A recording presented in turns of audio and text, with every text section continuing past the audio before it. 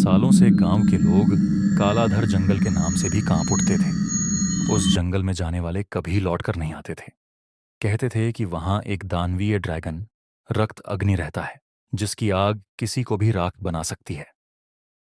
राजा विक्रम ने कई योद्धाओं को उस ड्रैगन का अंत करने भेजा, लेकिन वे सभी मारे गए। राजा ने घोषणा की कि जो भी रक्त अग्नि को मारकर उसका सिर लाएगा, उसे आधा राज्य और अपनी बेटी राजकुमारी सुमेधा का हाथ मिलेगा। गांव में एक अनजान योद्धा आया।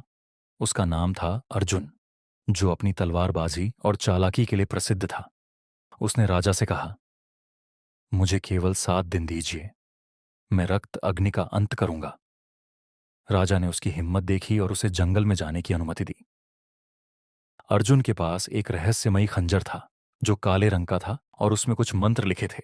जैसे ही अर्जुन जंगल में घुसा, उसे वहां चारों ओर कंकाल बिखरे मिले। हवा में गंध थी, जली हुई हड्डियों की। अचानक पेड़ों के बीच से एक भयंकर चीख गूंजी। अर्जुन ने देखा कि सामने एक विशाल गुफा थी। उसकी दीवारों पर पुराने समय के चित्र बने थे, जिनमें एक ड्रैगन आग बरसाता दिख रहा था। अचानक पीछे से भारी सांसों की आवाज आई। उसने पलट कर देखा और उसका खून जम गया। गुफा से एक विशाल लाल सुनहरा ड्रैगन बाहर निकला। उसकी आंखें अंगारों की तरह जल रही थीं। उसके नुकीले दांतों से खून टपक रहा था। कौन आया है अपनी मौत को बुलाने?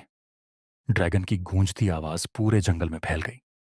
अर्जुन ने अपनी तलवार निकाल ली और कहा, मैं यहां तुझे खत्म करने आया हूं, रक्त। ड्रैगन ने भयंकर गर्जना की और अपनी आग छोड़ दी। अर्जुन मुश्किल से बचा। उसकी तलवार पिघलने लगी। ड्रैगन ने कहा, मैं दानव नहीं, इस राज्य का रक्षक हूं।